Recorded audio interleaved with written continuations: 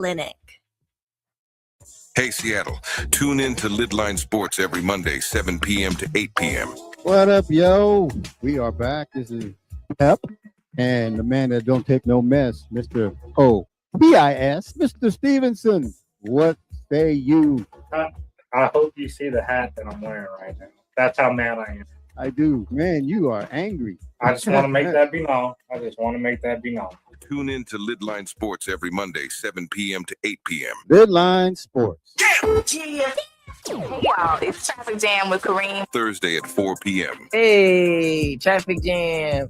Brand Avenue Radio. Download the app so you don't miss out what's popping, what's cracking, what's shining. It's your boy, Cream the Dream, on another beautiful week on here on Traffic Jam in Seattle. I hope you guys doing what you're supposed to do, being you're supposed to be. I got a good show for y'all. A lot to talk about. Kareem the Dream, keep up with everything. Get your entertainment news with Kareem on the Traffic Jam, Thursday at 4 p.m. This holiday season, come celebrate community, culture, and creativity at Together We Thrive Holiday Market, Saturday, December 13th from 11 a.m. to 5 p.m. inside the historic Columbia City Theater. Step into a festive wonderland filled with local entrepreneurs, unique handcrafted gifts, and the true spirit of the holiday. This isn't just a market, it's a movement. Because when we build together, we thrive together. At the heart of the Together We Thrive Holiday Market is mission, strengthening our community, increasing awareness of Black home ownership opportunities, creating pathways to generational wealth, and showing that our collective success is our community's greatest strength. Rainier Avenue Radio is proud to partner with the Black Home Initiative and the Washington Home Ownership Resource, helping spread the word about real resources, real pathways to homeowners. Enjoy holiday music, community connection, and a day dedicated to supporting local entrepreneurs. So join us Saturday, December 13th, 11 a.m. to 5 p.m. at the Columbia City Theater. Together We Thrive Holiday Market. Shop local, build community, create legacy. You're listening to RainierAvenueRadio.world. Check us out on social media, Facebook and Instagram, RainierAvenueRadio.world, and on Twitter at RainierAvRadio.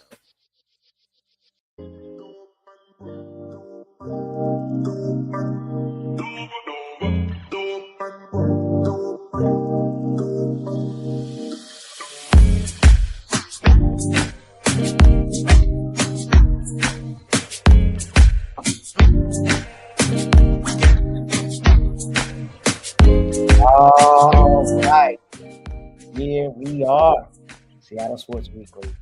I am your host, Marire. You want to say it? I would say the native, the Zimbabwean, the Shona way. But it's always funny how the English language has a way of I always call it the English language is like a cockroach. Yikes! Yeah, thing that like. Once you get it, it takes forever to get rid of it, but you can't.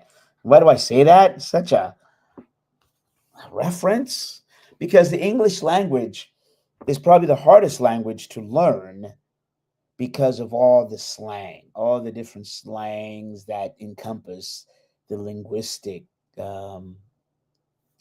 aspects of it, right? I mean, whether it's the only real English that's standard is the colloquial "Hello there, mate. How are you?" and the traditional English language, and that could be for another story. But us, them, there, they are, but nobody speaks like that. So because actually, the more I think about it, because of a positiveness, because of the melting pot. The different cultures that came in to the American society, they slanted a little bit of the language. There's a little bit more slang put in. The Italians, obviously the England, like I'm talking about, the settlers. But, as we all know, the Native American language was here. And there was so much effort into, killing the English language, the native tongue, to promote humanity, if you will. So reading this really good book, Braiding Sweetgrass, and this morning she was talking about that. But yeah, as you remember, your history, right? The Native Americans were sent to schools, boarding schools, and, the males were the vernacular was taken out. But as I said, and also the females were, taught how to sew, how to cook, everything but to stay on the land, and that was not honored. So to circle back, so what happens is I had to honor the Native American language because I don't think a lot of we're doing a real good job now, especially here in Seattle and I think on the West Coast, of paying tribute to the land that we're on, the Duwamish tribe, if you will, and that's great. But I'm not sure there's enough discussion about the language itself and the spirituality of it. So, unfortunately, then the settlers come in, and there's because think about it, how many Native American terms do we have in our language? Now, I gave myself some homework, but if you begin to think about it, how many in English terms from, let's say, slang from the Italians, from Hispanics, Swahili is another of the languages that and I'm forgetting many here, but well, definitely we know, especially on the East Coast, right? So there you go. I mean, it's just an interesting concept in the English language, and so there's a lot going on in the world of sports, and it's been whirlwind. Was over at the FIFA World Cup club draw over at the Kennedy Center, and it was just an amazing event. And I just, what I did? I was like, how am I going to be able to show this? So I just put together some videos and some pictures. I was lucky enough to be in the Kennedy Center, and it's interesting. It's interesting, and having all three presidents from Mexico, the U.S., and Canada in the same room, the Kennedy Center. So I'll show that. But front and center is the Seattle Seahawks. How good is their defense? The Seahawks come out with another 37-9 win. Not another, but they win again over the Atlanta Falcons. Well, they should have, and they did. One of the things that the Seahawks, Mike McDonald and his staff have done a really good job is about focusing on the process. That's why I like that. And you hear from Mike McDonald. So like I hear about the process, because he's really got this as a process, as a program. And when he first got here, I remember his first press conference. I asked him because Mike went to Michigan and became a defensive coordinator. And I didn't ask the depth of the question I should have, but he answered and said, well, I just wanted to go to coach college. The more I think about it, because Mike McDonald is really entrenched in the Harbaugh tapestry, if you will, because Jim Harbaugh was there coaching Michigan at the time when Mike became the defensive coordinator. Well, he was special teams, and then Mike then got plucked by John Harbaugh, who is the coach of the Baltimore Ravens, and that's when Mike became, their brothers, of course, the Harbaughs were, and that's when Mike McDonald became the defensive coordinator for Baltimore Ravens team. That was just incredible. And in the end, that his success there, ingenuity and his ability to scheme up defenses that are aggressive, got him the job here. This is his second year, and now you're beginning to see, here's somebody that said, no, for me to become a head coach, I have to go here and methodically learn at the different levels. And, and of course, Jay Harbaugh is the special teams coach for the Seahawks. So, and you saw the 100-yard return by Rashid Shaheed. But the Seahawks were just dominant. And what you're seeing now, again, is the Seahawks' ability to, in terms of McDonald and his staff, dial up these certain plays. And the way that the Seahawks play defense is it all looks the same. So you as a quarterback line up and you're saying, okay, man, it's the same look I got last down on first down, second down, and but yet that's when the Seahawks in their not only pre-snap but also in the post-snap. Pre-snap they look the same. They got 3 up front, and then they have, the 5 there. And then when post-snap the ball is hiked, that's when the deception happens. That is when you as a quarterback were like, wait a minute, last time I looked, Devon Witherspoon was covering the flat. And when Witherspoon got his interception, what he did was he fooled the the Falcons quarterback. And so he looked like he was going to blitz Witherspoon as he had done the previous play, but he took 3 steps back and covered the tight end, tipped the ball, and then got the interception. Those are the little things that are making the Seahawks a defense nobody wants to face. You just don't. And in that, rookie Nick Emenwari had his coming out party, if you will. Right now, he's nominated for NFC Rookie of the Week, his second nomination.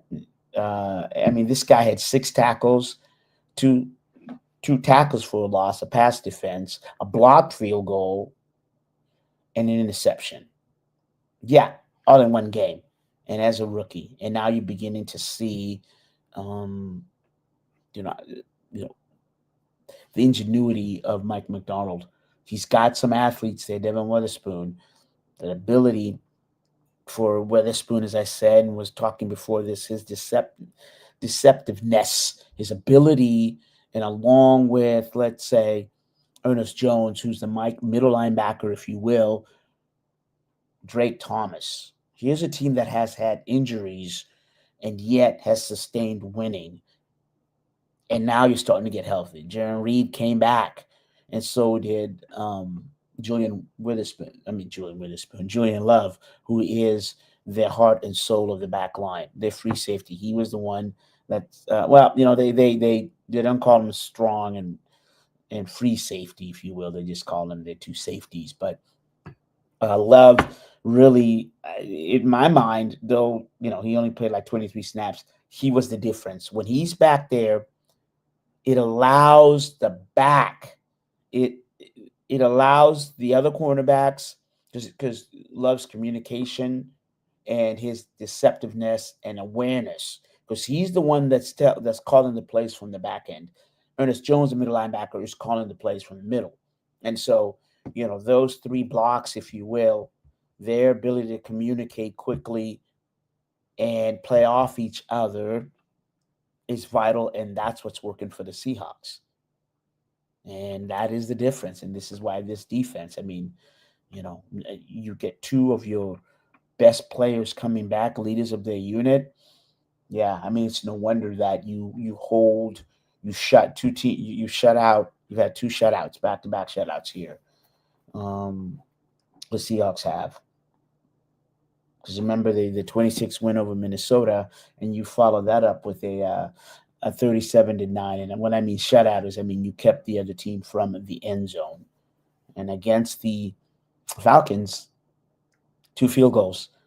And the Falcons were driving late in the game. In fact, I think they had a third, and the last Falcons drive, it was down. The Seahawks made a defiant goal line stance, and it's critical to understand, because most of the time teams aren't going to stand up for that, but the Seahawks defense absolutely did.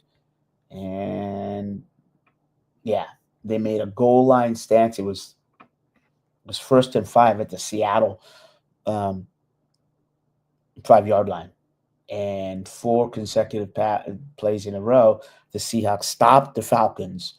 And this was 5:13 left in the game. Kirk Cousins incomplete pass. So, all right. So let's do that. Let's listen to Mike McDonald from yesterday's press conference. Come out of that game, I think that's image that's in my mind is the guys celebrating with each other, and just the joy they have when their teammates have success, and just kind of talk about 12 as one. That's it right there, just in a nutshell. And happy for Nick, all the work he's put in. He had a tremendous game. Guys were excited for him, so that was really cool. Well, yeah, I think AB graded out as our highest offensive lineman yesterday, and he's playing hard, and he's got a great punch. I think his overall confidence is like probably at high point in his career at this point.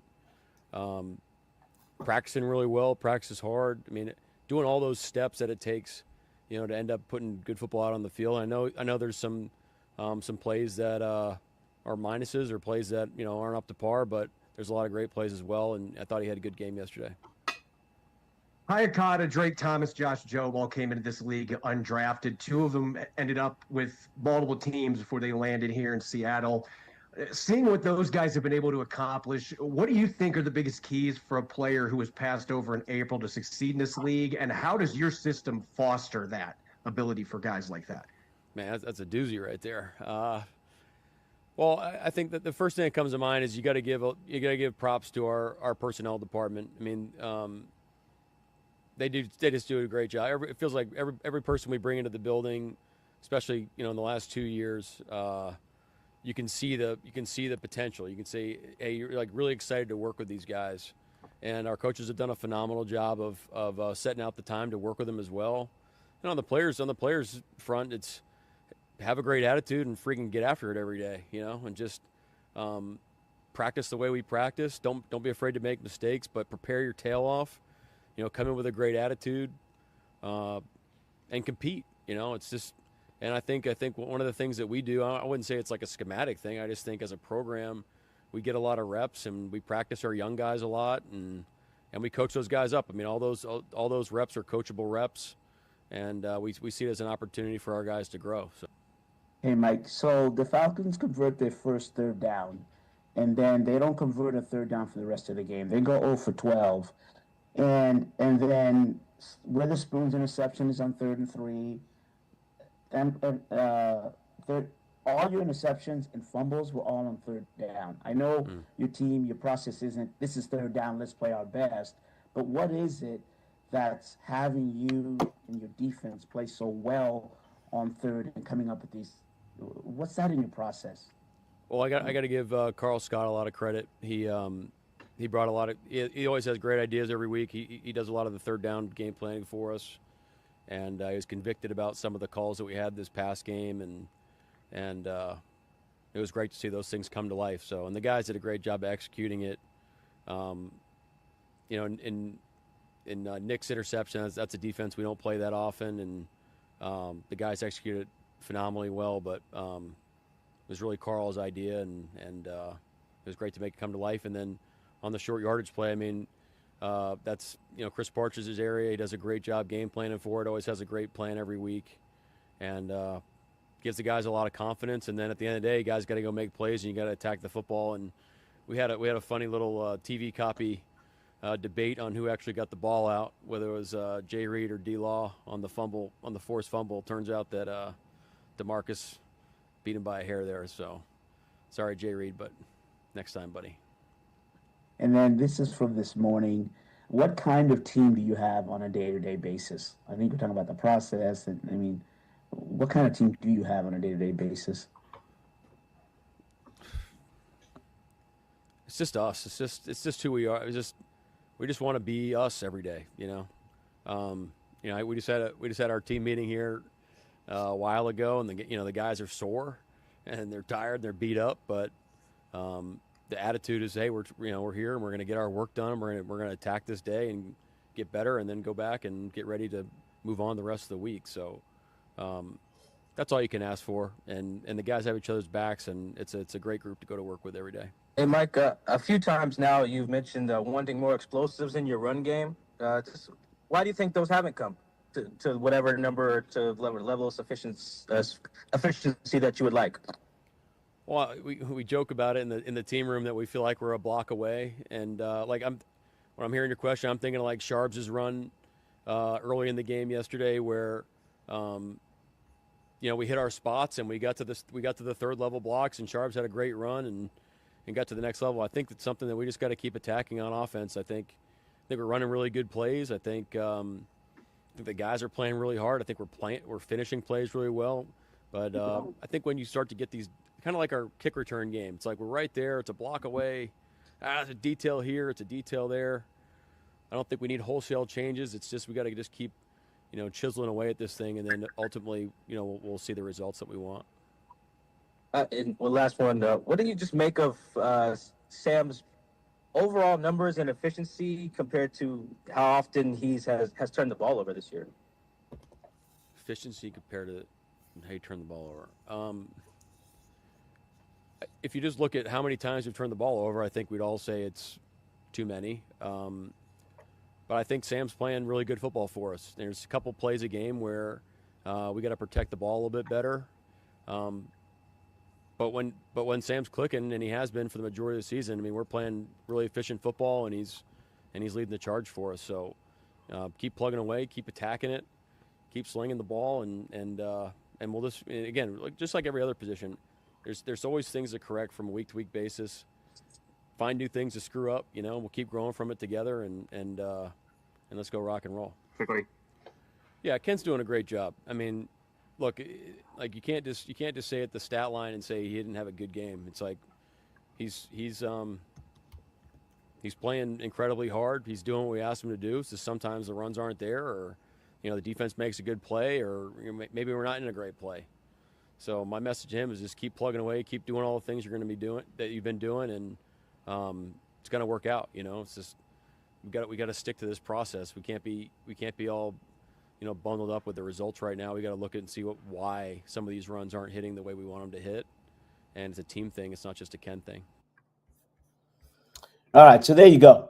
Mike McDonald kind of taking you through his thought process. I always think that it's interesting to hear the coaches, and if you start listening more from the holistic part of it, then you begin to understand, see how this thing is being built. And it's being built pretty good so far, as I said. And going back to Sam Darnold, he's got 11 interceptions for the season, and he had one against the Falcons.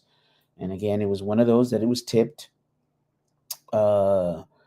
But after the game, Darnold also said, yeah, maybe I shouldn't have thrown, because he threw the ball from his right across his body to the left to Elijah Arroyo, tight end. And there was a defender there who tipped the ball up in the air, and then it was picked off. So the question is, should he have thrown it? And Darnold after the game said, yeah, maybe I should have thrown it higher because Arroyo is a big tight end there. So the run game is something that has been of a discussion, contention, and yeah. So the Seahawks had 26 attempts for 129 yards.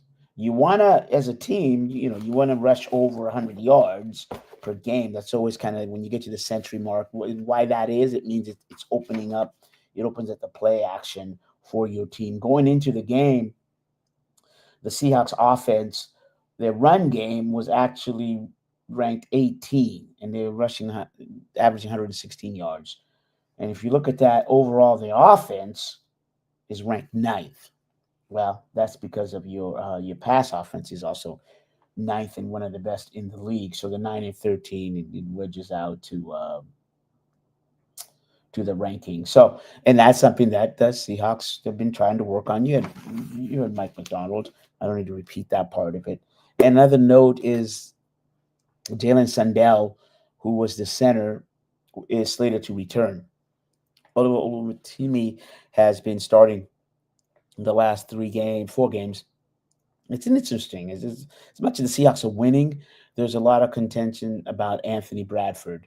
If you go on the internet and Twitter or whatnot, people, all kind of experts and analysts are they're roasting him. That is Anthony Bradford in terms of his blocking ability. But Seahawks are winning, and you heard Mike McDonald say that Anthony Bradford was the highest graded offensive lineman last game. So then you wonder, like, all right, what's facts or fiction? But it'll be interesting to see when Anthony Bradford comes back. Do they switch him to, Jalen Sandell, do they switch him to the guard position, or do they put him back at center? That will be telling. And Sandell is slated to practice this week, so I'll be able to wait and see. I don't want to promise anything next week, only because I can tell you right now, the Seahawks play the Colts on Sunday, and you can't make this stuff up. So, Colts starting quarterback Daniel Jones suffered a season-ending Achilles injury. So, rookie Riley Leonard is slated to start. And the team signed Philip Rivers. He tried today.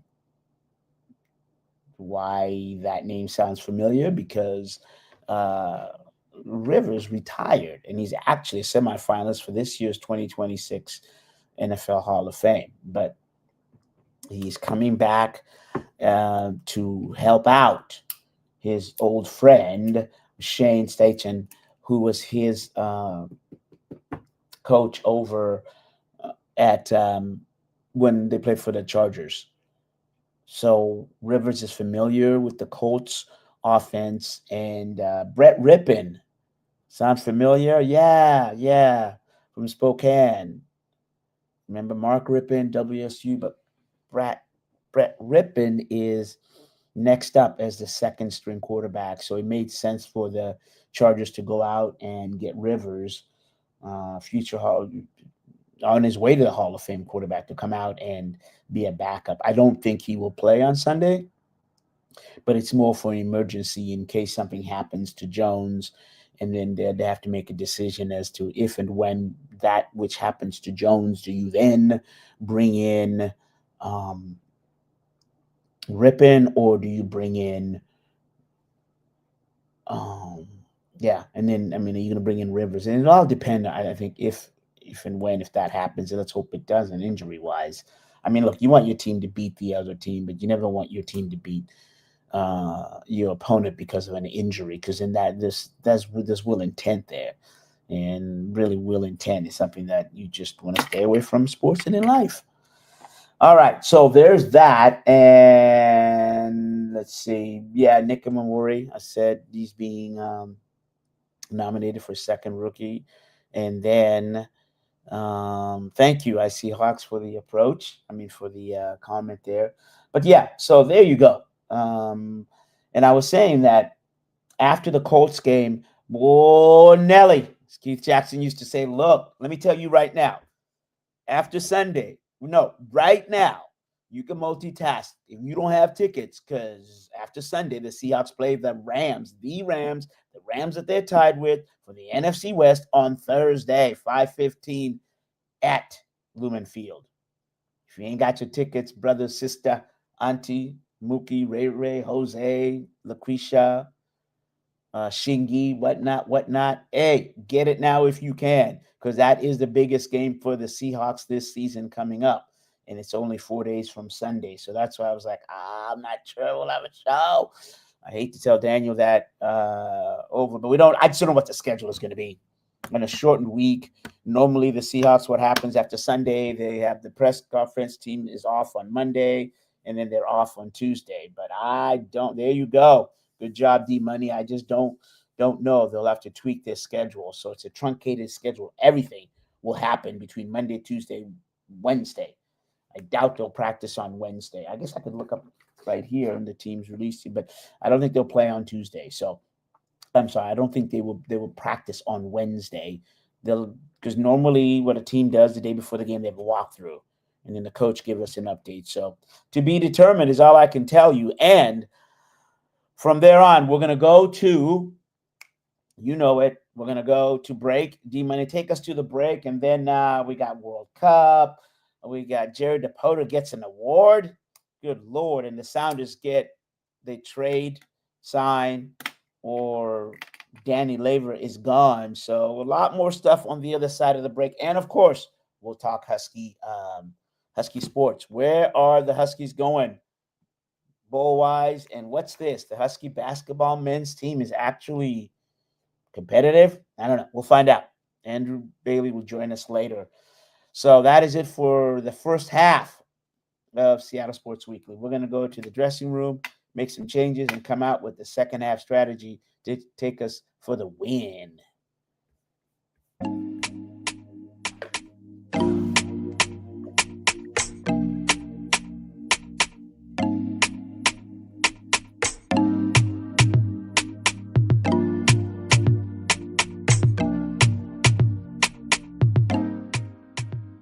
You are listening to Rainier Avenue Radio.world. Don't forget to log on www.rainieravenue.radio.world. Sediment cleanup of the lower Duwamish River has begun. The U.S. Environmental Protection Agency and the members of the Lower Duwamish Waterway Group, which includes King County, the City of Seattle, and Boeing, have begun sediment cleanup of the Lower Duwamish Waterfall Superfund site. This important environmental project will address sediment pollution and help restore the health of the Duwamish River. Starting in the waterway's upper reach, construction activities extend from the south 102nd Street Bridge down straight to the Duwamish Waterway Park. Over the next 3 years, in-water activities will occur from October to February, ending in February 2027. Visit ldwg.org to learn about the upper reach cleanup and sign up for email updates. Mga kaibigan, ito po si Kuya Bert Kawili. And this is Miles Salvador from Australia. And I'm Norb Kawili, also known as Norbcam. Kung gusto niyo po ang latest news and events from the Philippines at yung local Filipino community, Phil Radio po. We play Filipino music and interview guests from all around the world. And I'll keep you updated on the latest Seahawks and sports news. Kaya always tune in. Phil Radio every Tuesday, 1 to 2:30 p.m. Pacific time on Rainier Avenue Radio.world. And in YouTube and Facebook. Salamat po. What do you get when culture, climate, and community collide? You get Earth Deserves More Than a Day. Rainier Avenue Radio and King County Parks stew down with a week of real talk, real people, and real solutions. This ain't your average Earth Day. Tune in and feel the energy because the movement is now. My name is BK, International Talent Scout. I'm bringing a brand new show to you called BK Present. 30 minutes, non-stop. Your favorite in gospel music studio session. Going deep into interviews with your favorite artists, producers, and their engineers. You and your concert previews and concert reviews. Get it all on bkpresent.com. This winter, I don't want illness to get in the way of my holiday plan. That's why I got my annual flu and COVID shot. Everyone ages 6 months and older and get the flu and COVID shot each year. They make it less likely you'll get sick, and even if you do get infected, you won't get as sick. Free vaccines are available even if you don't have health insurance. For more information, visit kingcounty.gov/find a clinic. That's kingcounty.gov/find a clinic. This is Paul Pearson, host of Star Time. And when I'm not driving my sweet AMC Pacer through the car wash, I'm listening to Rainier Avenue Radio.world. You missed a spot.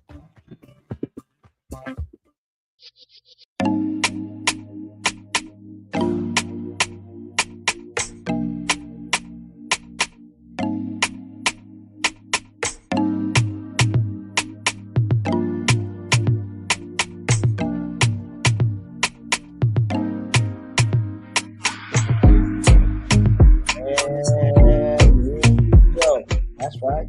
Here we go. Seattle Sports Weekly, second half. Thought I was gonna keep going, did you, in terms of my singing? Nah, I tell you what. When it comes to singing and music, I did play the trumpet way back in the day. I was actually pretty good. I made it to the middle school all-city band as a trumpet player. That's right. Yeah. I got a bit of music in me. How can I not? I've got some amazing family. OG Mambo, my cousin, he's on the show here. I think he co-hosts with D Money, if I remember. D Money, is he co-hosting with you? Will you put up the flyer if he's part of your show? But I know he's on there. Y'all kind of do your thing. And of course, I've got from there, oh boy, I probably started with my uncle, Doomy, came here, and then his daughter, Choniso. God rest their souls, both of them. But Doomy, the king, amazing PhD ethnomusicology at the University of Washington, and then his kids, as I said, Choniso was an international artist in Zimbabwe, and now her younger daughter Chingeto, official, is also doing some really amazing things. And I have to shout out to I shouldn't have started this subject, but it's all good. Then I got to shout out to Tendai, and he's Shabazz Palace, and then also Drez is he's doing his thing in LA. And then I think it's coming. Oh, I think this is public. And then, of course, ZNI, Z Music is also, he's rocking and rolling and doing his thing. And I think there's, I think I can say it. I think he's going to have a concert there at the Columbia City Theater. I know that him and Mr. Tony B were working out some things. And I think it is public that they're going to, there you go, music. And also Albert Smith, another one of my nephews, they're doing music. So it goes on and on and on in terms of music. But we even have the educational side. As you know, my sister's a PhD. She's a doctor. You all, she's a neurosurgeon, one of the top 10 in the world. So there you go. And also my shout out to my little niece Alice, who's recovering. So I could go on and on and on about family. Why couldn't you? And if you can't, that's on you. Yeah. Once I'm going to take a couple minutes to shout out to my family. I should say my friends too, but the family shout out. And also to John Hunt of Hunt Construction. So there you go. Just joy, joy, joy, joy. And speaking of joy, look, the holidays really are about family, food, and everything else, empowering our community. And one of the things Rainier Avenue is doing now is the Together We Thrive holiday market. And it's under the whole Shop Local Christmas. And it's being held at the Columbia City Theater this Saturday from 11 a.m. to 5 p.m.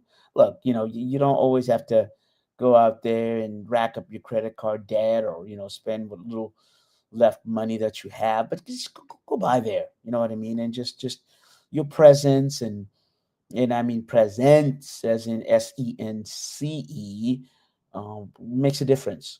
It doesn't cost us anything to smile and say hello to our neighbors and and spread joy.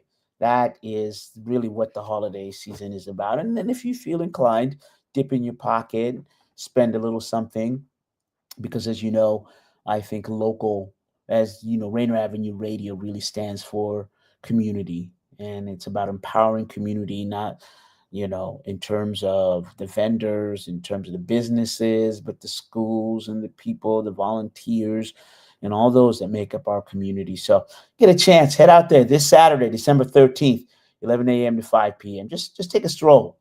Take a stroll and see all the festivities and everything else. So there you go. All right. So we're gonna go. I gotta switch. I gotta do FIFA World Cup, and Seattle's gonna host 6 matches. Yay! So how this worked out was Seattle is one of 16 host cities.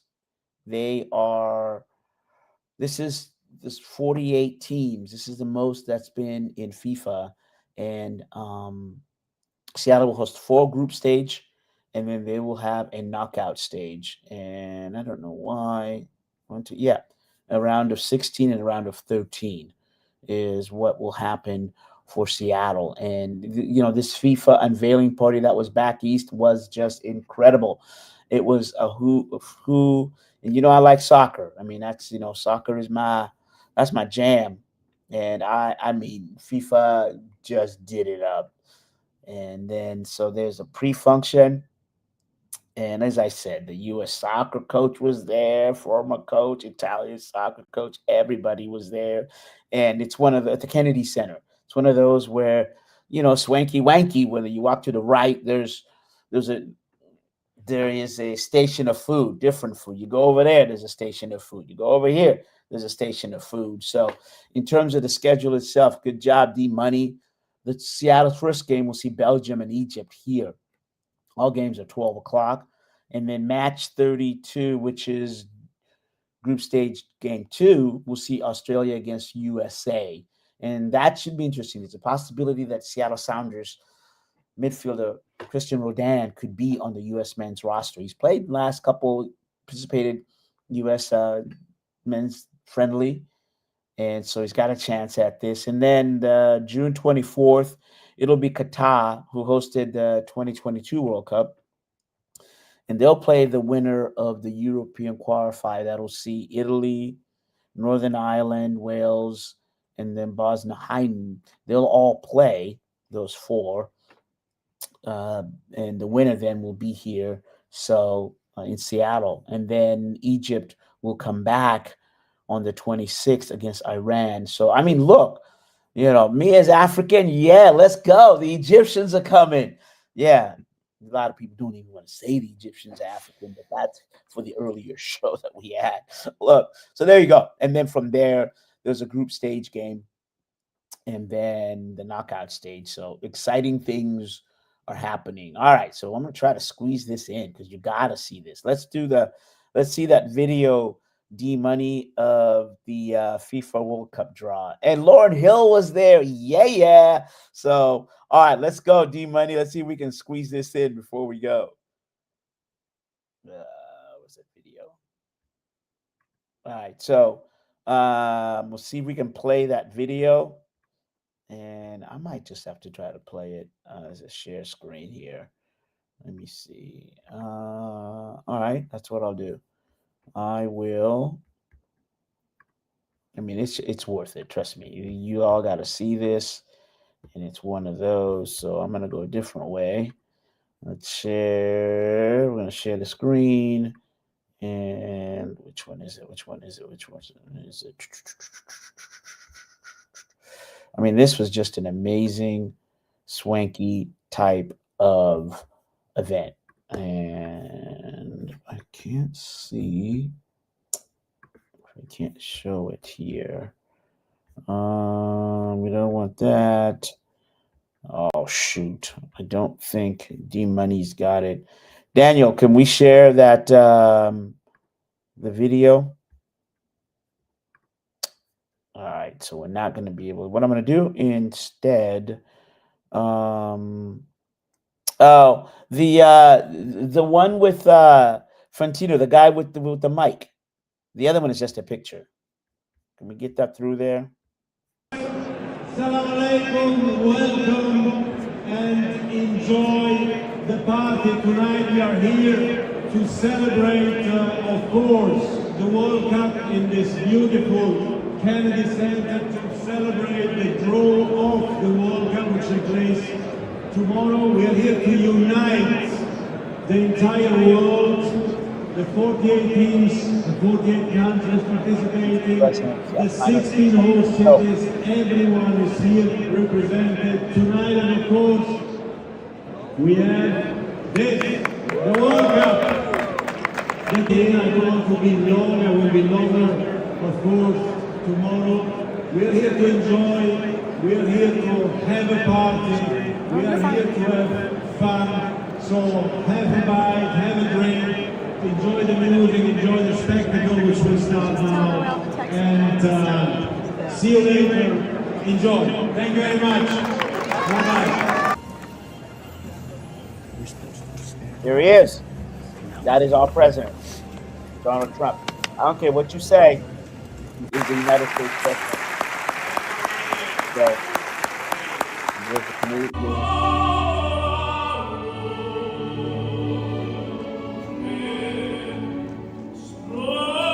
Andrea Bocelli was there, famous Italian singer.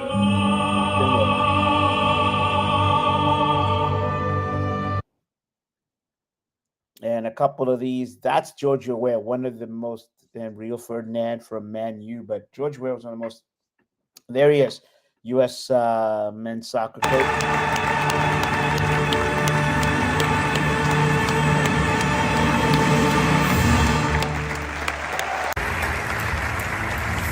This is the kind of thing that I do.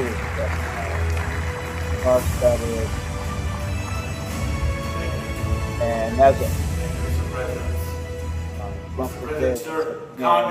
And there's all three presidents. Adil, is it Prime Minister co-host the Canada, World Cup for Canada? also Difficult question, I know, but It is the biggest. all right. You know what I'm gonna do? I'm gonna stop there. I mean, the other stuff was amazing, but I do want to get to our to the Husky coverage here real quickly. Yeah, we got a little bit of a minute, but let me start with the Sounders let go of Danny Leva. Well, they didn't. It's not let go. That is wrong. Bad journalism. But they traded Danny Leva over to Club Mexico Casa, and for me, it didn't make sense. I mean, it just didn't, because they in the midfield, they're weak in the midfield, and what I mean by that in terms of depth. So I think this signals that the Sounders are going to make another move. What's happening with the midfield is, if you remember, it's Christian Roldan, Obed Vargas. Those are the two.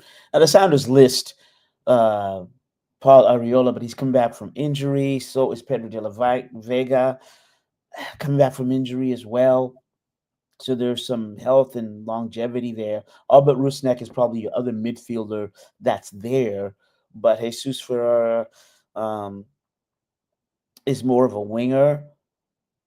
But he's not a true holding midfielders, which is what Danny Leva was able to do. He came in and spelled Christian Roldan and Obed Vargas. So in that mid block there, I think you're very thin. Let's see.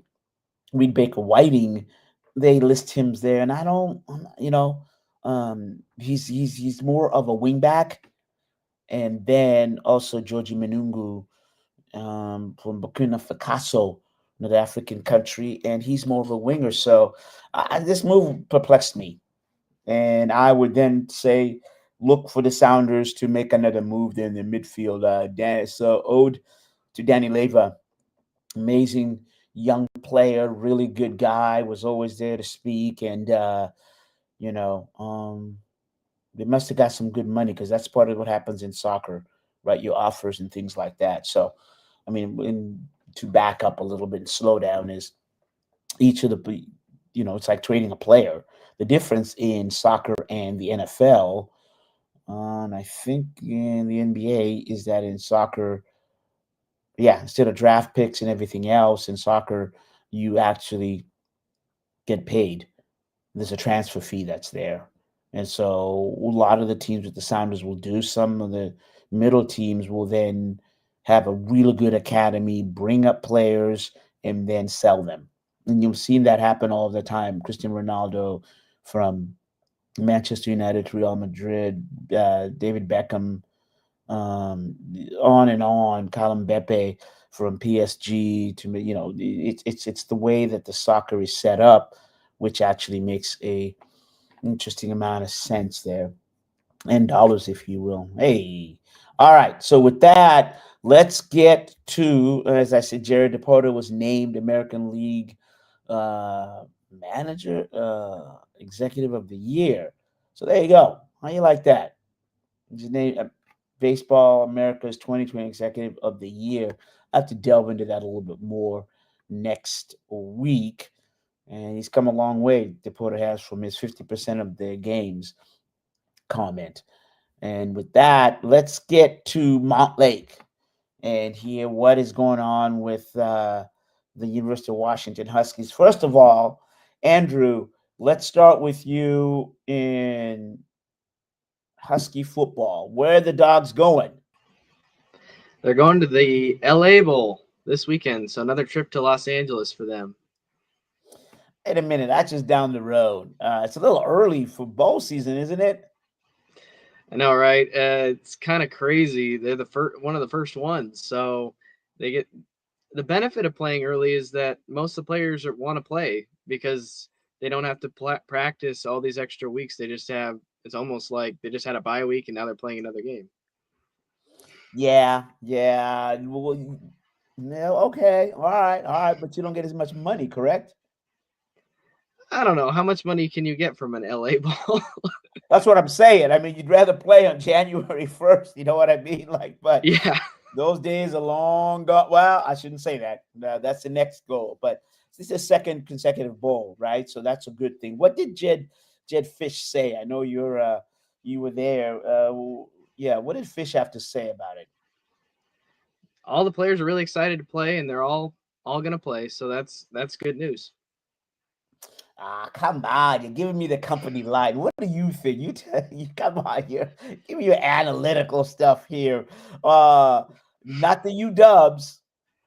All right, but all right. Tell me your thoughts on this. It for me, it's a disappointment. What about you? It's a little disappointing. I think they would have liked to have played in the Holiday Bowl on January 2nd if they had their choice and get to play against another Power 4 school. But, losing to Wisconsin, that kind of did that in. They weren't able to make that happen because of that game. But I would say next best thing, you get to play in an NFL stadium, and Jonah Coleman and Denzel Boston get to showcase their skills in front of NFL scouts. Young players like Desmond Roebuck and Adam Muhammad get to play on a big stage in a primetime game. They're going to be the only game going on Saturday, college football wise, at 5:00. So about as good as you can ask for, I would say, as far as that's concerned. No, that's fair. I think that's a really, really good good point there, just in terms of you're the only game in town, but they're playing Boise State, correct? Yeah, the winners of the Mountain West. They were in the college football playoff, though, a year ago. A little bit of a backtrack this year. They have 4 losses. Last year they only had 1, but still good opponent.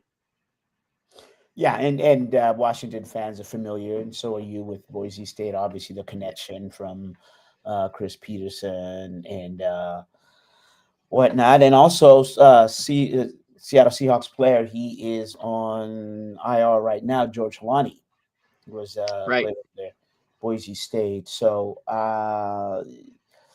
yeah, as far as playing, showcasing in the NFL, I mean, there's a team just across from where they play that I'm sure has kind of driven over the water and watched the Huskies a little bit. You know what I mean? Did you see John Schneider at any of the UW games this year? I didn't cross paths with John Snyder this year, but I'm sure he's working extra hard to get that NFL draft board ready to go for 2026. Yeah, no, and I say that because there has been times when Schneider has shown up to a Husky football game in past years. So, well, I guess that was Michael Penix was there. Kind of makes sense, right? Yeah, it would make a lot of sense for him, for sure. Fair enough. No, tell the fans also, but a lot of scouts attend the games. Is that right? Because when you're in the press box, isn't that back row? Sometimes NFL scouts attend the games. Is that fair?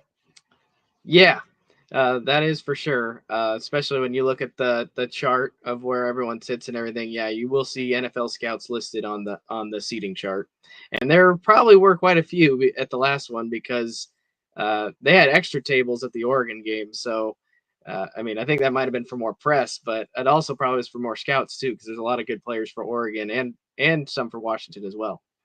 Man, I tell you, doesn't matter what we say, your purple runs deep. There you go.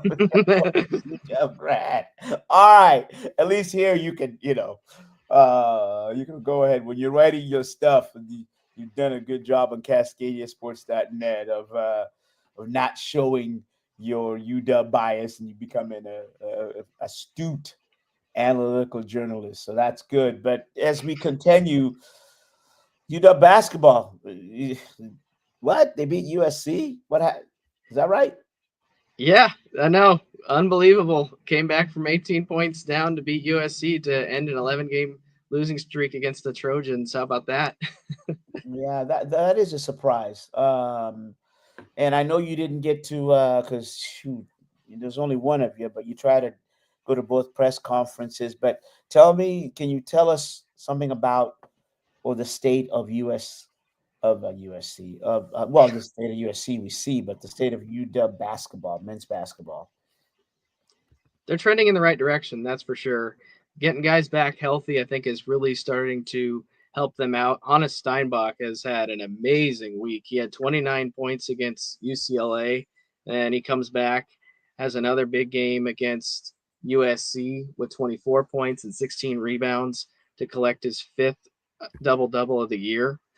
He's been incredible since he returned. He earned Freshman of the Week honors in the Big Ten. And Desmond Claude had a big game against USC as well, scoring 22 points against his former team, helping the Huskies make that comeback. Really, the defense picked things up there in the second half, because the first half, USC shot 50% from the field, got to the foul line a lot. And in the second half, USC only shot 25%. Huskies did a good job of not fouling and rebounding the ball tremendously in the second half. They out-rebounded the Trojans 25-12 in the second half, and just collectively as a unit just really picked things up in that second half to come from behind. Now, Steinberg is from Wolfsburg, Germany, correct? Correct. So yeah, he correct. is, what are you seeing about his game? I mean, he leads the team in three-point percentage. I mean, what are you seeing in his game? He can do just so much as not just a player who can post up in the paint, but he can also shoot it from deep. He's always in the right spot to get the rebounds. That's something Danny Sprinkle talked about, because I ended up going back and watching the press conference. He said he's kind of like a Dennis Rodman in that sense. He can read the angle of the rebound exceptionally well, and always just seem to find a way to get into the right place to get the rebound. And does so much more for this offense, because teams have to double team him and worry about him so much down low, and it opens up the game for other players to shoot the ball. Yeah, and he led Germany to the silver medal in the 2025 FIBA, Federation International Basketball Association, the U19 World Cup, and which the German team lost to the United States in the gold medal game. So here's someone that's aware. All right, so we have a holiday party this Saturday, 4 to 6 at the theater. Oh, whoops. That's yeah, you too. You can go. That's a eternal thing. Andrew, you're invited to the holiday party as well. Hey, all right. So with that, Andrew, thanks. We gotta go, brother. I don't know if you thank you make it to the Radio Avenue Radio World Party, but yeah, holiday party. Good job, and your stuff is up there, CascadiaSports.net. So now you're just gonna focus on basketball, and you don't have to straddle the two. Yeah, just one more LA Bowl for the Huskies on Saturday, and then off to basketball. It's going to be a fun winter covering basketball for the Huskies. All right, fair enough. There he goes. Thanks, Andrew. Andrew Bailey of CascadiaSports.net. He is the resident Montlake Sports. All right, we got to go. So, again, don't forget the holiday party at Together We Thrive Holiday Market. That one's for you from 11 a.m. to 5 p.m. Thanks, Team Money, Rainier Avenue Radio.world. Thank you, fans. Thank you, listeners. All right, we out of here, and we will see you soon.